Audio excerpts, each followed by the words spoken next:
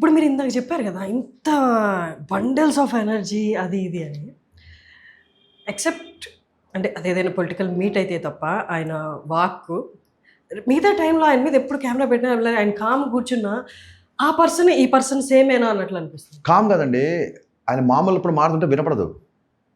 ఇప్పుడు బయట మీటింగ్లో ఎంత అగ్రెసివ్గా ఉంటారు అని పక్కన పెడితే ఆయన మారుతుంటే అలా కూర్చుంటే సార్ సార్ సార్ అని ఇలా ముందుకు రావాలి, టెన్షన్ వస్తుంటుంది. ఆయన అని చెప్పేది అర్థం కాదు, గబుక్కుని అన్నిసార్లు అడితే బాగోదేమో అని. మార్నింగ్ వచ్చి అంటారు. ఇప్పుడు మీకు ఏమర్థమైంది? సార్ సార్ సార్ సార్ పాడండి సార్ పాడండి అంటే అస్సలు అంటే అది దాన్ని అందుకే మనం సాంగ్ ఆరా అని పెట్టాము. ఆయన ఒక్కసారి కూడా సైలెన్స్ అంటారు. సెట్లో మీకు తెలుసు కదా, 200 మంది టెక్నీషియన్ పని చేస్తున్నప్పుడు హడావుడిగా ఉంటుంది. ఆయన రావడం ఆలస్యం అండి, ఆటోమేటిక్గా నాకు ఎంత సుఖంగా ఉంటుంది అంటే మిగతా సెట్లలో silence silence silence you know also acted in films. ఈయన రాయన మైక్ పక్కన పెట్టేశాను నేను, చిన్న లైట్ మీద పేపర్ మెల్లిగా మాడుకుంటుంటారు, ఇలా చూస్తుంటారు.